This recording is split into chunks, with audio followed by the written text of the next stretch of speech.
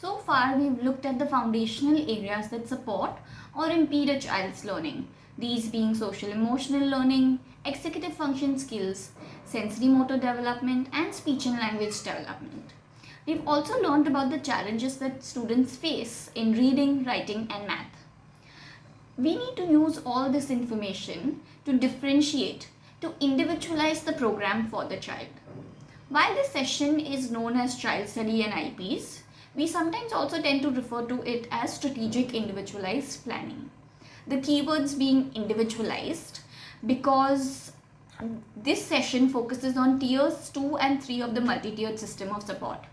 Tier 1 is all the whole group strategies that we've learned, but now we need to go over and above in the level of support that we provide. And B, the word strategic, because we know we have to be innovative in our planning due to limited resources.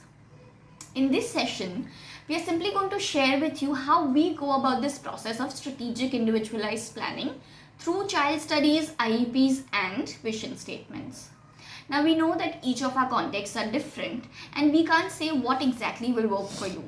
But we hope that by sharing with you what we do, you will be able to select those aspects of these processes that you can take back to your setting. So, what's your task? Like Khadija shared, we are sharing 3 different processes with you, and we simply want you to go through these processes, study them, and think about what aspects you can apply to your context. The first process is the child study. Like the name suggests, it involves studying the child. We get all team members who work with the child in one room and share our observations about the child's needs and strengths in order to help us prioritize the goals that we can work on for this child in the coming academic year. For the async session, we're going to be sharing with you a video recording of one of our child studies. The next is the IEP, the Individualized Education Plan or Program. At Gateway, because we cater to Tier 2 and Tier 3 students, all our students have an IEP. And this IEP is part of a much larger document that we refer to as the SEP, the Student Education Plan or Program. The SEP is basically everything about the child in one place. It contains all the different ways in which we address different needs for that student. For the async session, we are sharing with you a sample SEP document. So please take the time to go through all of the different sections and understand how we capture different parts of the child's program at Gateway. The third is the vision statement. The vision statement is a meeting that we have with all stakeholders.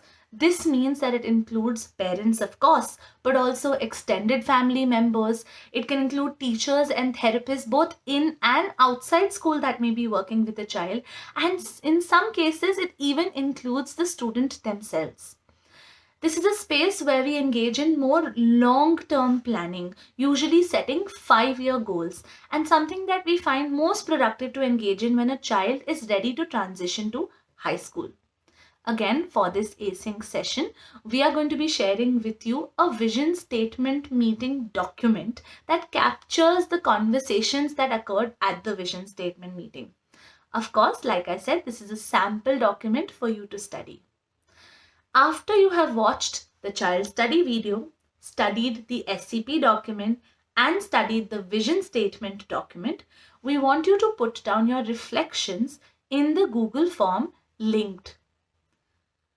In it, we need you to write down 3 big takeaways or learnings that you had, any aha moments that stood out to you from having studied these documents.